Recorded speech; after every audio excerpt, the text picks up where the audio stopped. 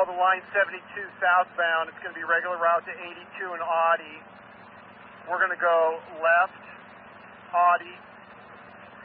We're going to go up to 92nd. We're going to turn right at 92nd, but I know when you turn south, the road turns into a different name.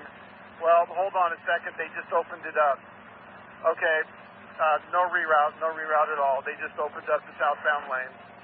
And I do have information if you want a copy. Okay, this is probably going to take a few minutes. So anyway, vehicle 1 was at Kazi, southbound. He had just finished boarding and deboarding people. Actually, let me back up just 1 second. Let me back up. When vehicle 1 was north at the stop, a stop prior, he loaded, unloaded. He noticed there was a gentleman walking his bike in the bike lane, which is in the street. And this gentleman had no reflective, no lights, no nothing. He was basically walking in the bike lane with his bike. So vehicle 1 proceeds to the next stop. He loads, unloads.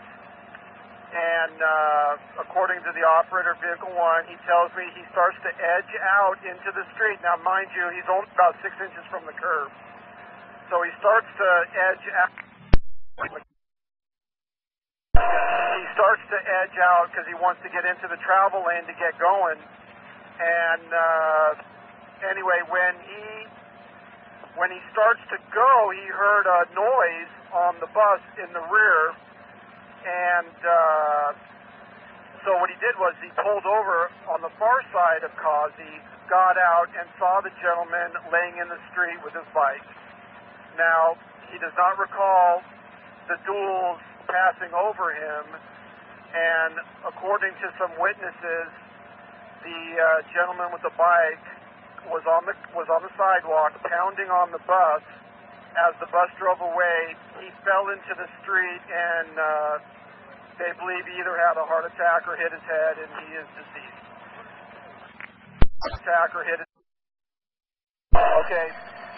The only part I need to amend is, according to witnesses, and it would be more than one witness, they said that the right rear duals did make contact with the individual and ran him over, basically. So I told you that that did not happen, but according to the witnesses, it did happen. But according